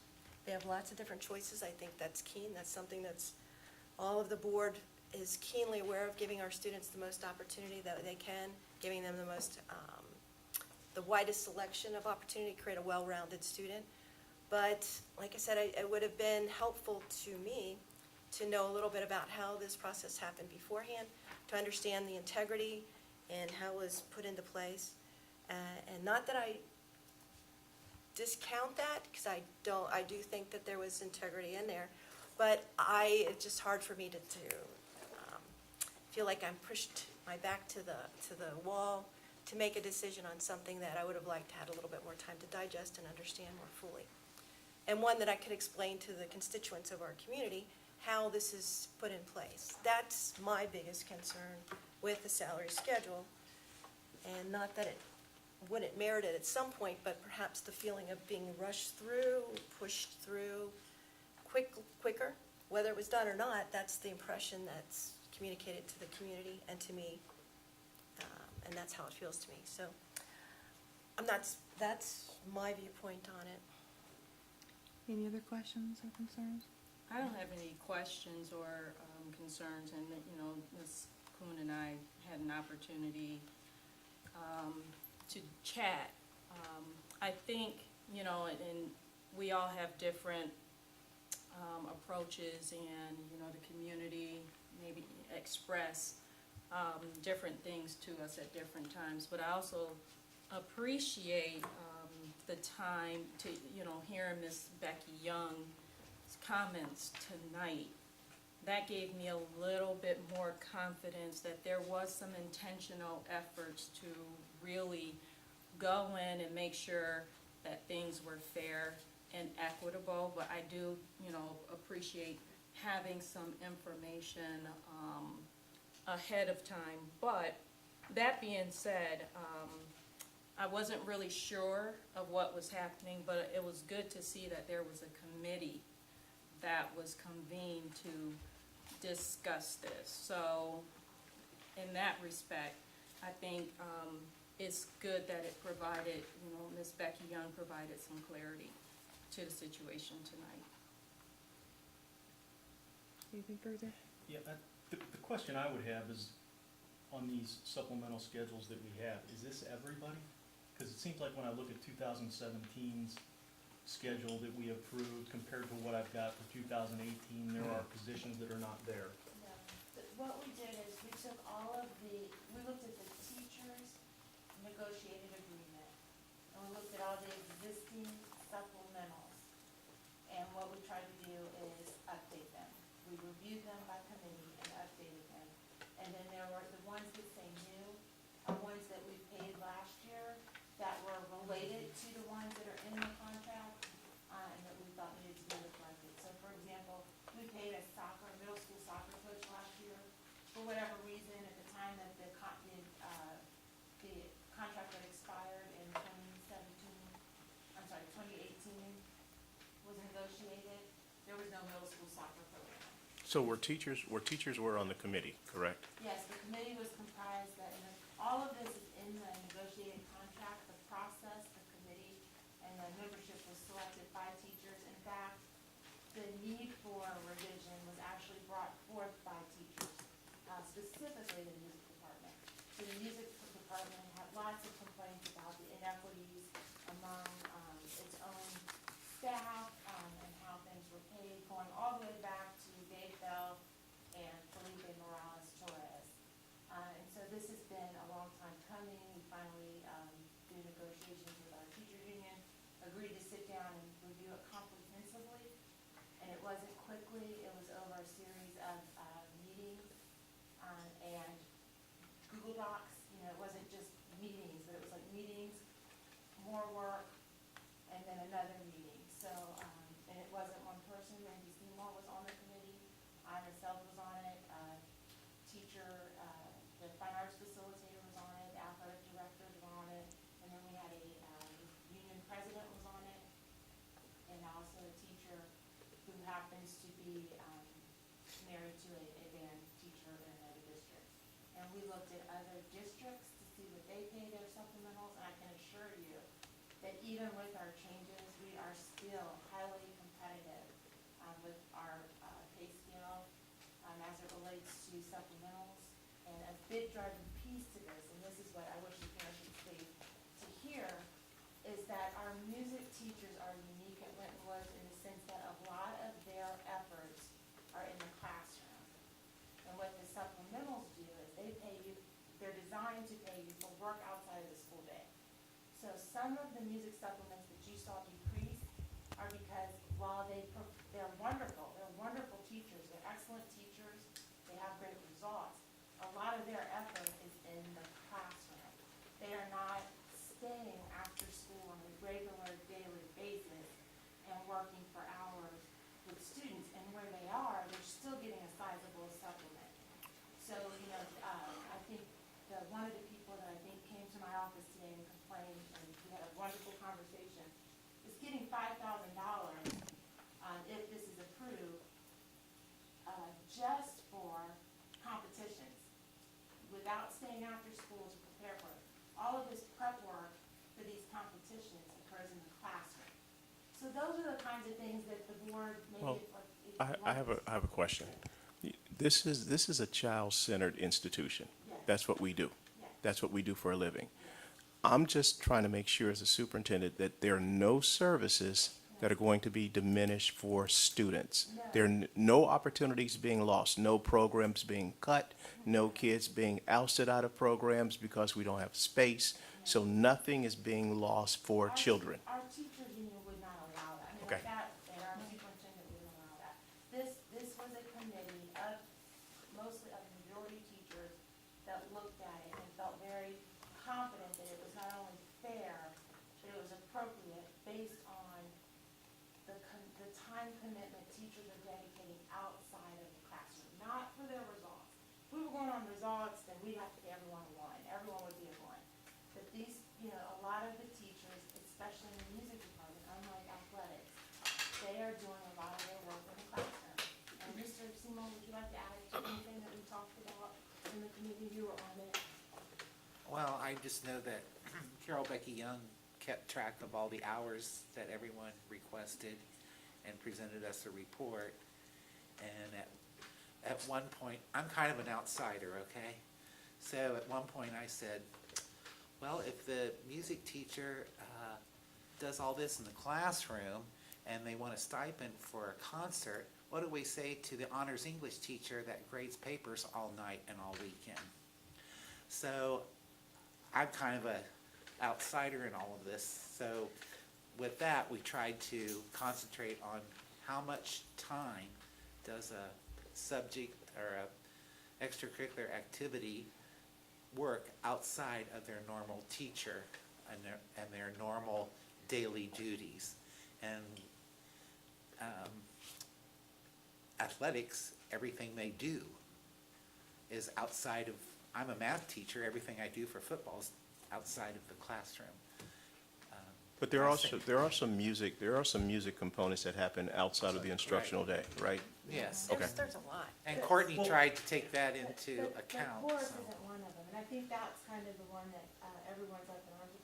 But like, for instance, band is Band is every your time. day, weekends, football games, and that's one that it kept its kind of rate. Because that program is still very much an after-school. But you're talking about possibly 10 performances, right? You're talking about possibly 10 performances home and away. More. Okay. Actually more, plus practices after school. Choir is a class, and then they have performances, but they don't practice after school everywhere. That's the difference. Well, I'm actually happy that the teachers actually, I think it's great that the teachers are doing an incredible job in the classroom and they're using that instructional time wisely. But I don't know if that was the way supplementals were created and how they were created. I've worked in other districts and that's not how it was created. It wasn't created to use your classroom as the time that you're getting the supplemental. It's above and beyond. And I don't disagree with what's being said here in any way, shape, or form. And if you answered my question, I apologize. I don't think my question got answered. As far as supplementals, is this it? Or at next meeting, are we gonna have a bunch of fine arts supplementals that are gonna show up? So those are the main ones, the most expensive ones, and they're the ones that are contractually agreed to. Principals at the elementary buildings have to put their own budgets, and sometimes they want to pay a teacher to do an environmental club, a taekwondo club, a recycling club, and they have money that they can say, I'm gonna incentivize this, and it's little money, it's like $200 here and there, and it drives Randy crazy, but there are lots of those. But in terms of high school, middle school, major athletic and major music issues, this is kind of the heart and soul of our supplemental. So I think Mr. Birdie is asking the question, will there be another big list coming up in September? Yes and no. You will see lots of little $200-300 supplementals. You'll see all the music. So what you're saying, the music will be little? No, well, we're talking, right She's now, talking we're about talking the about the salary smaller schedule. supplementals at each building, The salary other than the high schedule school. that lists all the positions, those are our big ticket items. And then you will see a few little elementary love tokens for teachers to do little extra things. Where principals have taken their own money and said, I'm gonna pay a teacher to have a Out of their chess building club, budget. and I'm gonna pay them $200, and, you'll see those, and you'll get a list of those from me.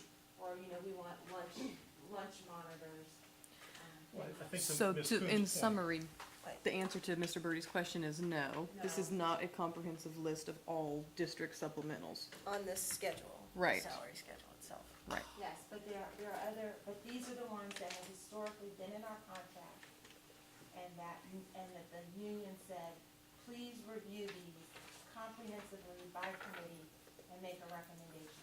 Is there any reason we can't do them all at the same time in September? Yes, because we have to pay, post, and fill. So so supplementals are year-round for some people. So some of these coaches are year-round. Music, as you know, has already started, so there's a football game on Friday night. We have to identify, because after you approve the salary schedule, we have to post them, post the positions, and then fill it and give you names, just like we did with the athletics. So athletics, some of that started this summer, so we had to give you those names tonight, because those people want to check in September. Music, they've also started, band has started this summer, but we're gonna use 2 band people this year to two assistants, one assistant, one associate. And last year we had 5 and we didn't need them. I guess to Ms. Kuhn's point, you know, it just seems like a little prior information before voting on this would have been preferred, especially with the amount of, obviously, community comments that we had tonight. It's a hot topic, you know, from multiple viewpoints, so. We will have curriculum supplements left, though. They're still reviewing curriculum, team leaders, grade level chairs, what they want to call them, facilitators, new tech.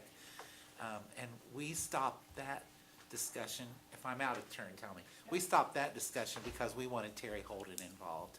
We wanted the teaching and learning department to be part of the committee before we settled that. So that's two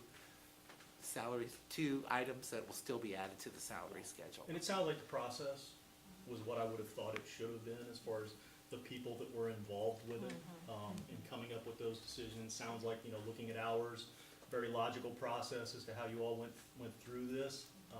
I question the communication though, you know, based on the number of people that have come forward, come to see you, made phone calls to people on the board, as to how the people that it impacted, actually, it was communicated to them. So the communication to the staff was there. So as Carol Becky Young explained, the union communicated, I personally communicated, and like I said, this has been something that we have been talking about, collecting data around for over a year.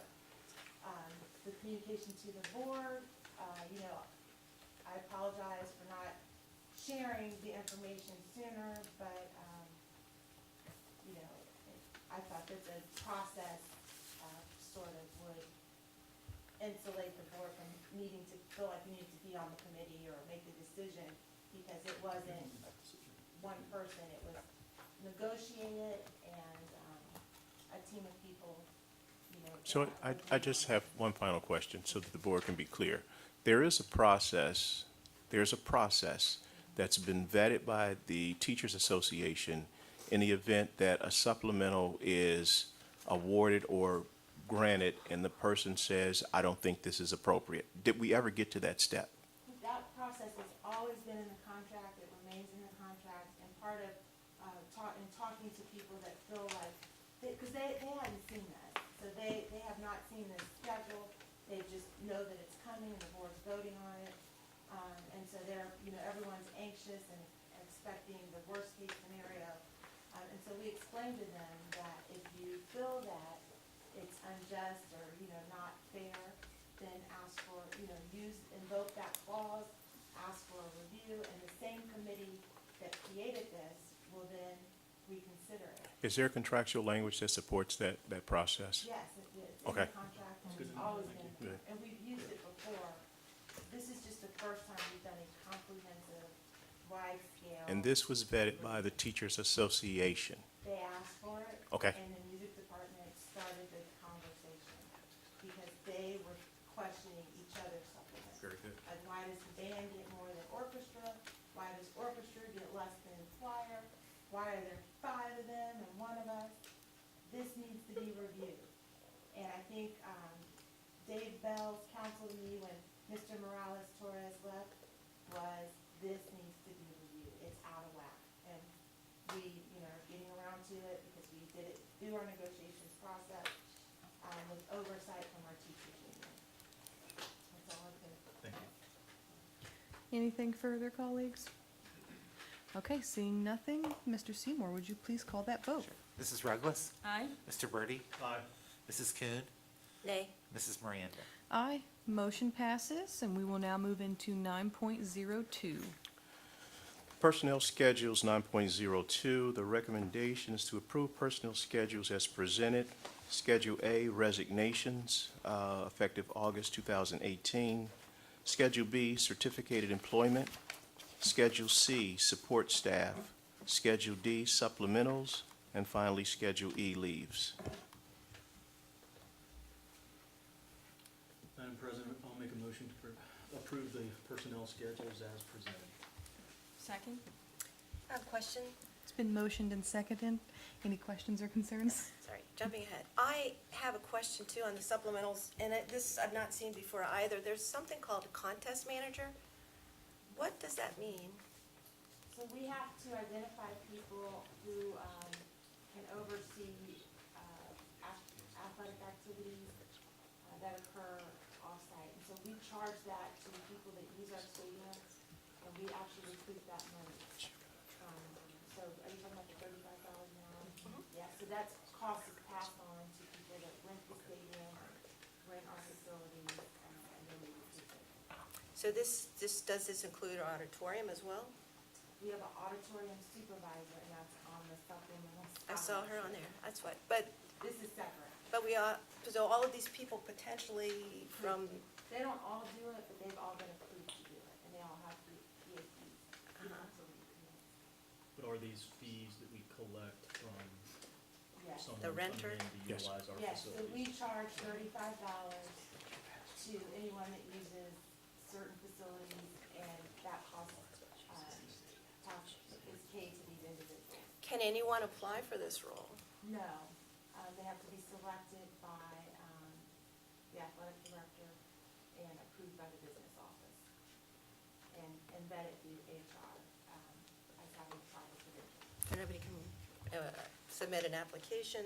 It's a locked group, only selected by a few? Nothing's locked, because we're a public governmental agency, so we post everything, and if anyone wants to apply, they're welcome to. Oh, I thought you said it wasn't They're posted. selected, so, I mean, you have to have some training. Well, yeah, of course. To be qualified. I think she misinterpreted when you said select group. It seemed like it was saying there's a group of people already selected. They have to apply, and then they have to be vetted and selected based on the credentials. Yeah, you have to be selected and vetted. Well, I understand that, but there's a process where somebody could apply to this, if it's posted, if the job's posted? Absolutely. Yeah, What- that's any They have job to be in our district. There's not a job in the district that we don't post. Well, I understand, but I just got mixed signals on what you were saying. I thought you were saying, can anyone do this? No, not everyone can do it. You have to have a skill set, familiarity, training. Well, I didn't say any, and people have yes, to- but anybody can apply to learn, and they got training from, do we pay for the training? Or is trained from, I don't know, I can get back to you on that. You know, back to the piece where you say anybody can apply for any position, I do remember prior to the superintendent selection, the guy from Papa John's did apply to be the superintendent of Winton Woods. So since it's a public agency, anybody can apply for any job here. The question is, will you get the job based on the credentials that you have? And I'm really happy to say that through the business office and through human resources, those people were vetted very, very carefully for the time and commitment to doing the I job. understand, I think you're playing with my words a little bit, but nonetheless. Yeah, but if you wanted to apply, sure.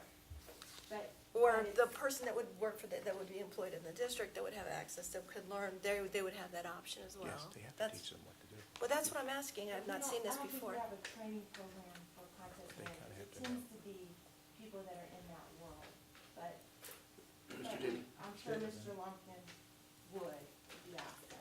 I'm just curious. I don't If I might, it all revolves around the stadium use Mhm. and understanding how to care for the field turf, how to run the scoreboard, That's fine. how to control the message center. So it tends to be people that have been trained in that. We just had a big group go through this week and get trained. Mhm. We've not gone back and paid a provider to come back and retrain, so someone would have to shadow one of those folks for a while to pick up on how to do it. So it's not to say it couldn't happen, but the net that's cast out doesn't collect that many fish, if you understand Right. the Well, I analogy. understand, I just thought that this hasn't been a program before in the past, so it's Yes, new. yes, it has, yes. I've not seen it on last year's, but, We've had two, and they were approved a long time ago, and what's happened is, we've had to either turn away facility use because we won't let We just don't have enough anybody use people. the stadium sure. without district supervision. Mhm. Or, we've had to say, you can't use these these parts of the facility. Mhm. And it is a pass-through cost, it actually doesn't cost the district anything, Right, because we bill whoever's using the facility for And that we- service. And we've used the same people, so whoever was approved a long time ago has just been used. We added names this year, and part of that is because of this realization that they need to have a pupil activity permit. And so we're making sure everyone has, and so we wanted to make sure anyone that might do it, that David Lumpkin might use, like on a backup, a sub, whatever, has the pupil activity permit and has been board approved and is ready to go. Right. Doesn't mean they're gonna use all of those people. So, Mr. Denny, we didn't have enough people in the beginning that could do it, so would you say we lost some revenue? Yes. Okay, There were times when people said, we couldn't, there were 2 people we had, neither one of them could do it. And the prospective facility which makes people in the use community group frustrated with us. decided not to use Okay. the facility. Yes. Now we have plenty. Very good. But I think the board wanted to know, these are not people who do this all the time. It's sporadic based on the need. Okay, Now they may do it if Yes, the sir. board approves to do it. okay, They're teed up and ready to go. very good. Any further questions or concerns? Seeing none, Mr. Seymour, would you please call that vote? Sure. Mrs. Ruggles? Aye. Mr. Birdie? Aye. Mrs. Kuhn? Aye. Mrs. Miranda? Aye, motion passes unanimously, and we will now move into 9.03. Superintendent Smith. Yes, Mr. Denny? I promise these next ones won't go that long.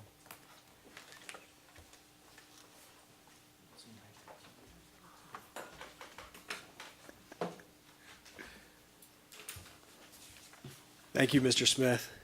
No pressure. Good evening, Board. Good evening. You should have before you item 9.03. It's the bus stop listing for the school year 2018-2019. As you are likely aware, this is an annual occurrence where we would appear before the board and just request your consideration, review, and respectfully then also request your approval. There are 5 pages of stops, depending on your margins, maybe 6. These are all stops that are generated by the Versatrans routing system that the district utilizes to ensure safe and timely transportation of the pupils of our students. So I'd be happy to entertain any questions you might have. Before we do questions, can we put the motion on the table, board colleagues? I'd like to make a motion to approve the bus stop listing for 2018-19 school year as presented. Second. It's been motioned and seconded. Any questions or concerns? Any significant changes? I mean, nothing really changed. No, there's no significant changes for these. I thought you were going to get in without a question. Thank you, Mr. Birdie. All right. Well For the played. good of the order, anything further? Okay, Mr. Seymour, would you please call that vote? Mrs. Ruggles? Aye. Mr. Birdie? Aye. Mrs. Kuhn? Aye. Mrs. Miranda? Aye, and now we'll move on to 9.04. Thank you, President Miranda. You also should have before you item 9.04, which is the list of schools declared impractical to provide transportation for the school year 2018-2019. And I'm sure you're familiar with this, but just by way of review for those watching from home or those in attendance this evening, this is the list of schools that fall within the state-defined 30-minute transportation window, but because of logistical reasons or enrollment that is low to these sites or a combination of any of those factors would render the school impractical. And so therefore, students attending these schools, the families of these students would be entitled to a payment in lieu of from the district that would basically offset the cost or help defer the cost of transporting the family transporting that student to the non-public school. Madam President, I'd like to make a motion to approve the list of schools declared impractical to provide transportation in 2018 and 19 as presented. Second. It's been motioned and seconded. Any questions or concerns? Mr. Birdie, you want to get your question in there? Okay. Mr. Seymour, would you please call that vote? Mrs. Ruggles? Aye. Mr. Birdie? Aye. Mrs. Kuhn? Aye. Mrs. Miranda? Aye. Motion passes unanimously. And Superintendent Smith, before we get into item 9.05, Mr. Denny, can you hang out with us a few more minutes and let Yes. us know what Thank you. this resolution was that you passed out to us Absolutely, and why we need to add it in? absolutely. Would you like to do that now, or would you like to proceed to Yes. 9.05? Yes, Okay. so we're going to make this 9.04 and a half. 9.045. Yes. Okay. Yeah, this is a phase in the design process for the new schools. It is part of what the state calls the DD submission, which is the design development submission. And it's essentially another milestone or checkpoint along the way where it's, of course, incumbent upon the district to ensure that we're on budget. It's also our responsibility to ensure that the design is honoring the tenets that we set forth.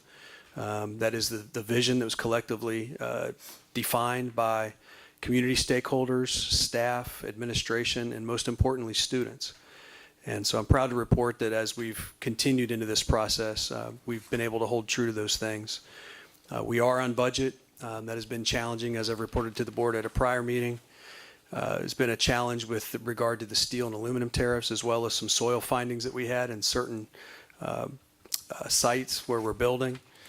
In addition to that, the storm shelter requirement that the state required and then pulled out presented some extra challenges and some sunk cost in design work. But having navigated through all that, we're actually able to present at this point what you have seen in 2 prior public meetings, which is a resolution to continue to proceed along the design path and basically resolving that we're on budget, that we have used a qualified architecture firm, that we have utilized a qualified and selected construction management firm, and that we are essentially, the funds are still available. And that's essentially what the resolution covers. Mr. Denny, in section 1, since the board reviewed this at the work session, have any of these amounts shifted? No. Okay. No, these dollar amounts have been fixed since you first saw this at the These are work the same session. ones that the board was able to see at the work session? Yes, sir. Yes, sir. Yes, there's no changes in the dollar amounts. And the dollar amounts appear specifically on page 2, section 1, where it outlines the locally funded initiatives, soft costs, including the demolition costs of each project. Very good. I think it would probably be wise for us to go over those 3 big pieces that caused our rebudgeting for the community, since we are on our wonderful local government channel. And I know our wonderful Pete is here too. So if you want to bring Yes. him up, please do. Yeah. But if we could just go over the storm shelter real quick, the soil and, yes, the tariffs on the steel. And thank you for that. I appreciate Pete Becker is president of Skanska Construction. It's part of the partnership of Skanska Megan Construction that's going to be overseeing the management of the building of these 2 new innovative facilities. So Pete, thanks for being here this evening. No problem. When the project was originally put out with the state, the storm shelter was not in the equation. It's sort of like a new finding piece that they decided for building code, hey, let's put this in, it's a great idea. And they said, well, we'll give you so much money for it. And they really didn't have their dollars and budget and the historical data to really understand what the full cost impact was. And I think if by the time we got through DD, through the structural revisions, taking into account our soil issues on both sites, the budgets for the state allocation versus what the cost was in, I want to say, I don't have it right in front of me on the top of my head, but it was probably 1.4 million versus $1.1 million budget per building, roughly in that idea. To compound the soil issues, obviously the architect and design team hire a geotechnical engineer. They go out and drill a bunch of holes in the ground, and then they pull these big long tubes out and say, oh, that's got this kind of dirt and that kind of dirt. And we get the reports in usually at the DD schedule and the DD phase, design development phase, that we're back on budget now. And each project had about roughly $1 million worth of bad soil issues, compounding the heavy loading of the storm shelter. There's areas on the K6 building where we were digging down 6 feet below the footings just to fix the ground to put it back in. So we worked with the geotech, the structural engineer, the district, the core team, and the SHP leading design, and came up with this proposed alternative solutions for called geopiers. It's a rammed aggregate pier that supports the building, and we saved about probably $400,000 to $500,000 per job as we work to reconcile the budget back. Currently, I was at an OFCC conference just last week. They were talking of one of the big discussions was the impact of aluminum and steel tariffs. I mean, we don't have this magic ball. We're not being overly conservative, but when you're reaching out to glass and glazing companies and steel contractors, and my wife and I are going through the process of looking at building a house, I think they raise the price on lumber every 3 weeks when we go back to revisit with them. But, so that's where we're at. That's sort of some of the pains we've been dealing with, trying to, conservatively protect the budget with the tariff implications. It's probably only like 300,000 or 400,000 per building, which on a job this big is really, it's not like we're going with 6% across the entire board. It's just small portions of steel, aluminum, pipe. I mean, everything we do involves metal, so that's part of our process. But, we're excited. We've had a lot of great collaborative meetings with talking about, hey, what can we do with this dirt? What can we do with that dirt? And I think we're almost through the GMP for the early site, which is the next big exciting piece in my mind, because that means we're getting close to being ready to go start moving dirt. So we were just talking last week, I think when we presented is, late September, early October, we want to start thinking about groundbreaking ceremonies, and we're on budget. We're ahead of the market going into the GMP at the end of the year. I actually came from a meeting with a subcontractor that we're trying to be so proactive. We're talking to these guys way out in advance, and we're saying, hey, what are you bidding? Contractor X has this building.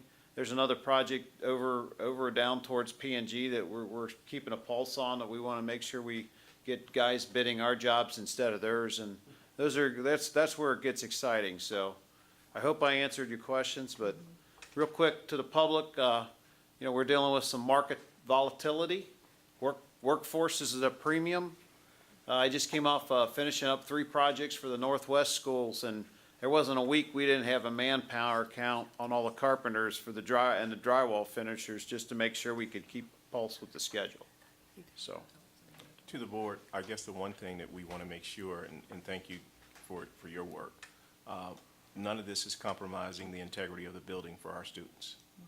The instructional strategies that we put in place for project-based learning, whatever we have to cut and change and move around, it doesn't compromise what our children are going to receive instructionally. Yeah, the goal is keep the educational piece of the building. So, one of the big pieces was, hey, the storm shelter, if we could pull that out of the budget. Yes. State's giving you a couple $1 million, but it costs you 2.5 or 2.7, 2.3, 2 3/4. That takes away program from kids, and by all means, we want to set this job up with bid protective alternates. You'll hear that protects the budget, because as the job progresses, money comes back to the project through CM contingency reductions and design contingencies. And once you get out of the ground and you start coming up with a structure, a lot of your risk goes away. Then you can start buying stuff like, hey, can I put more acoustic properties into the ELAs so it's a super quiet for learning? And it's sort of like a strategy on, add the money on the stuff you can add towards the end, protect your budget at the beginning. And that's sort of how the team's been working. And we do it on every K-12 project with the team, and it's part of what we do. We just don't communicate it that well sometimes, right? And just as a last point of clarity for the folks at home, we have a partner in this project, which is the state of Ohio and the Ohio School Facilities Commission. So we could not have moved forward with groundbreaking and all of those things had we not ratified and got the budget together, because they wouldn't have allowed us to. Very good So point. we are Totally doing our correct. due diligence to So the make guys that up in happen. Columbus that, the project managers that oversee this from the state, they know where the local money is, the state co-funded money. They're willing to, some things are non-funded or could be co-funded from the state if they're fit into the budget. Sometimes you take LFI dollars that a district's planning that could be a co-funded thing. And this has been a really good process, because we're able to maximize the co-funded dollars for the project and free up the local stuff to make sure we're pumping it into the classrooms for the kids. And I think you bring up a really good point, Ms. Miranda, that the state won't permit a notice to proceed. They won't permit Mr. Becker and Mr. Nwankwo to give us a guaranteed maximum price based on the design, because we have not hit the targets, and it's a state-defined process. We wouldn't even be having this conversation without the state, because they've agreed to foot 49% of the bill for the project. So, so it's definitely part of the process. The other thing I'd mention is we've worked very hard, and I think you've heard Pete mention a couple times that there's been a lot of collaboration. when the state construction reforms passed almost a decade ago, and they introduced the construction manager at risk model, it was a win for public schools. It was a win for public entities in Ohio, because it basically brings the construction management experts and the architects and the designers together from day one. And part of the reason we aggressively vetted all of the applications for design firms and for construction management firms is we knew that this pairing had a powerful track record, that they had demonstrated already on multiple projects that they can work together, they can overcome adversity, and so I'm very appreciative of having the opportunity to work with them. Thank you, Pete, for being here, and thank you, Mr. Denny. Any further questions or concerns? Thank you. Mr. Seymour, we could probably just make this resolution 9.05 and bump the next one down to 9.06 for sake of the minutes. I made it 9.045. Okay, that works too. All right, board, so a motion would be in order for this resolution, please? Madam President, I will make a motion to approve the resolution approving the design development documents and authorizing the completion of construction documents related to the board's Ohio Facilities Construction Commission Classroom Facilities Assistance Program project. Second. Okay. Did I hear a second? Okay. It's been motioned and seconded. Any further discussion? I just want to appreciate the information that's given to the board, because it helps us in this process as we go along to understand it, and to be able to explain it to the community so that they're aware of what's going on. It's a huge project, and of course, a lot of interest, so we appreciate it. Thank you. All right, seeing nothing further, Mr. Seymour, would you please call that vote? Sure. Mrs. Ruggless? Aye. Mr. Birdie? Aye. Mrs. Kuhn? Aye. Mrs. Miranda? Aye, motion passes unanimously, and we will now move into your last one of the night, Superintendent Smith, revised board policies. Thank you, Madam President. The recommendation is to approve the revised board policies. And board, this is the second read on these policies. Policy 4121, criminal history check. Policy 4162, drug and alcohol testing of CDL license holders who perform safety-sensitive functions. Policy 8400, school safety. Policy 8600, bus driver certification. And finally, Policy 9141, the Business Advisory Council. Board, a motion would be in order for this item. I'd like to make a motion to approve the revised board policies as presented. I'll second. We'll take that as a Mr. Birdie second. Did you get that right? Okay. Thank you. It's been motioned and seconded. Any further questions or concerns, or any questions or concerns, rather? No? All right. Mr. Seymour, would you please call that vote? Mrs. Ruggless? Aye. Mr. Birdie? Aye. Mrs. Kuhn? Aye. Mrs. Miranda? Aye. Motion passes unanimously. Thank you, Superintendent Smith and your team, for all of those reports this evening. We're now going to move into the Board of Education reports, starting with the legislative report. Board colleagues, Treasurer Seymour and Superintendent Smith, you just got a piece of paper in front of you from me that outlines the last 4 pieces of legislation that I touched on at a previous meeting, and I promised you additional information on those, so there it is. I'm not going to go through this word by word, but those are the 4 bills, 3 House bills and 1 Senate bill that are moving forward as far as public education is concerned. And then if you draw your attention to the Ohio School Board Association briefcase that everyone got via email, there are tons of workshops and things going on, but nothing that came up under their legislative update of substance. But there is a interesting study that they have there on the front page regarding how our state school funding progress has been limited since the DeRolf case. So hopefully next meeting we'll have a lot more to talk about as far as legislation is concerned. And then I will turn it over to Mr. Birdie for the Oaks report. Actually, the only thing I'm going to ask is that possibly at our next regular meeting, we allow some time for a Great Oaks representative to come in and do a presentation to our board. I'm not sure exactly how long it'll be, but they also are going through a levy process right now. It will not increase your taxes either, but I think they just want to go back to all of the school districts that they serve and make sure that the boards and the community know what they're doing as far as the students that they're taking care of. I think that would be a great idea. And we can most likely put that into your Great Oaks report, right? We don't have to make them speak in public comments or anything like that. No, if we could, yeah, make it a separate presentation, that would be better. Perfect.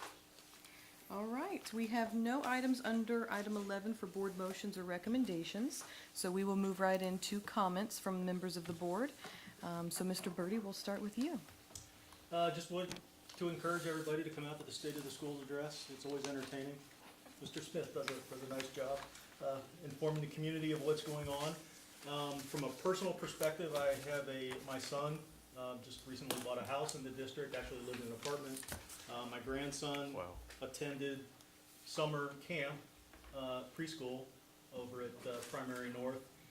And he saw some marked improvements in his math and reading scores from the beginning of summer camp to the end of summer camp.